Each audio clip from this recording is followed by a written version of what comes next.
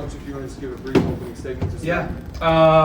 What a battle. I mean, we knew it was going to be a hard test. I mean, obviously Wichita State's a program with a reputation of toughness and grittiness, and they battled tonight. And you know what? I was really proud of our guys for battling. And it was one of those crazy seesaw games a little bit where we got up and felt like maybe we were in a little bit of control, and they kind of came storming back. And whether I should have called a timeout earlier, I was trying to save some for the end in case they did make the run. And I trust these guys, and we got to play through some tough situations. So all in all, a great experience, and I'm glad the result went our way, and we can learn a lot from a good win.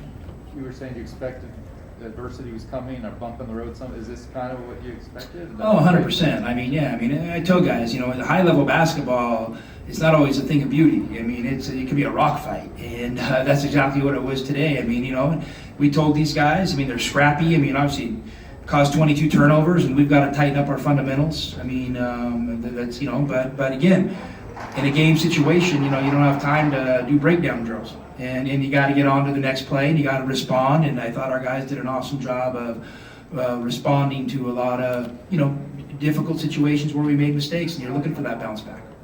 In the second half with the shooting, is that just sometimes what happens with basketball? We lost the flow of our offense a little bit. There's no doubt about it. I don't know if we got tired or, their pressure, they kind of amped it up a little bit. And, just a few of the things they were doing that kind of slowed us down. And, part of it's just about gaining game experience and playing together. That's why you play these types of games. There's just so much to learn, from a game like this. And, I also thought, we had some wide open looks, and, you're not going to make all of them. And, if you make a few of them, you might feel a little bit different. I thought we were up 13, 14, maybe, hit one or two open shots, we could extend it to 17, 20, and now it's hard to come back. But that just wasn't the way it bounced today, and they came back, and, that Etene kid, he hadn't played good all year, and he hit some tough shots and timely. Did you guys feel, Tommy and the players, did you guys feel that missing, getting the flow out of rack affected you on the defensive end in the second half too? The players, yes. Well, you and them. I was curious, all of you guys. What you thought. I'll say, I thought for the most part our defense was pretty good all around. A game like that, they shot 33%. Then now it comes down to chasing down loose balls and long rebounds and things of that nature. And for an overtime game, and we shot 24 free throws in a physical game, not bad. And we shot 42. And I would have liked to make a few more of them, but that's how it went, and our guys hung in there. What do you guys got? You're out on the court. You know more than I do. Ben, the 10 rebounds tonight, just Wichita State rebounding. 10? Yeah. How important was that, especially with how aggressive Wichita was in the class? I'd say coach get on me to get rebounds. He said I'm really athletic, and I could really help the team by taking a lot of rebounds. So I just felt like today was a game I needed to grab a lot of rebounds just to help my team win. After scoring 25 tonight, did you feel more comfortable out there than the past 3 games? I'd say yes, a little bit more comfortable. As I got to play 3 games previously with my team, just get more used to the new players on the team and the flow, the style of play. Just getting used to it and getting more comfortable. For the players, you guys have been in the first 3 games were relatively easy. Becoming this game, it's tougher. What is it like playing in a much tougher game? We knew coming in that it was going to be a tough game, but we were ready for it, because we knew coming here, we're going to face adversity. And until we face some adversity, I'm really proud of my teammates and coach. We all stayed poised, and we just played, and we won the game. Coach, what was the mood of the team looking like as they entered the huddle after the end of regulation, after the dagger, and what was your message to get them going in overtime? I thought we were good, I thought the mood was good. I thought the guys, I just kept thinking to myself, it's going to be a tough game. It's the cliches, but I knew we were going to take some punches. And we took some punches, and we stood up. We stood our ground, and we hung in there, and Once we got to overtime, I think we kind of found something at the end there, going to zoo when they were playing small, and maybe that's something I regret not doing a little bit earlier, and we got to keep tightening that package up. But and I'll give Kerr a lot of credit. We ran one play to zoo. I called it, and he traveled, and Kerr came back at me and said, "Run the same."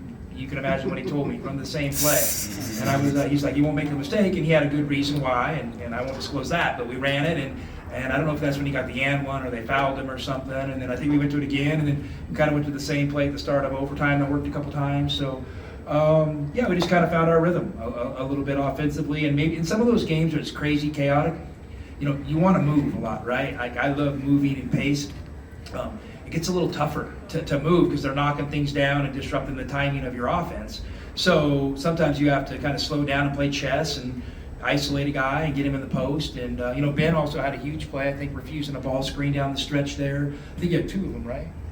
Yeah, two where he kind of refused the ball screen, one I think both kind of to the middle of the floor. Yep. And those were huge plays. Not calling the timeout, is that a philosophy thing? Is it a feel? Come on, Justin had a great look. I call it timeout. When they went on the big run. Yeah, I was kind of see how he played through it. It happened, it was like, I think 13, 11, 8, and I'm like, okay, the media's coming in another minute. We had 3 timeouts, so I just wanted to see how we kind of handled it. And, sometimes if you had revisionist history, you go back and you call that timeout if I knew they were going to make a run to tie it.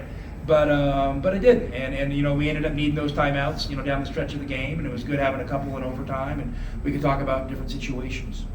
What is the challenge of defending someone like Tyson Etienne? I thought you guys did a good job the first half, but he just kept coming and coming and coming. He's streaky, and he's a shot creator, and I think you put most of them in the tough shot category, and he's a tough shot maker, and I think, his percentages probably aren't great, but it just feels like it is. And sometimes you just got to kind of weather that storm. And, I don't know. I don't know if DT fouled him on that one or not. I didn't get a good look at it. It didn't look like there was a bunch of contact to me, but, or did he kick out, those types of things on that?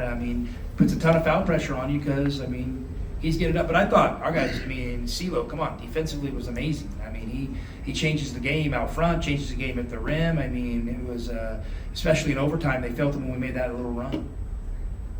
Christian and Ben, what did it feel like you guys have been through this before, but just, the way things kind of changed in the second half and then going into that overtime, how was the mood, and, was there, among the newer guys, was there, any concern, or how did you guys feel heading into that? Because you really, pulled off that run right away in overtime. No, not really. We knew like if we stay poised and just play our game, we're gonna win. I think we did a good job just starting overtime like fast, just playing our game, and they couldn't run with us. We just punched them in the mouth at the beginning of overtime, and it's just trying to come back, and I think we did a good job defensively. Coach, in your estimation, how did they flip the game in those last 10, 12 minutes of the second half?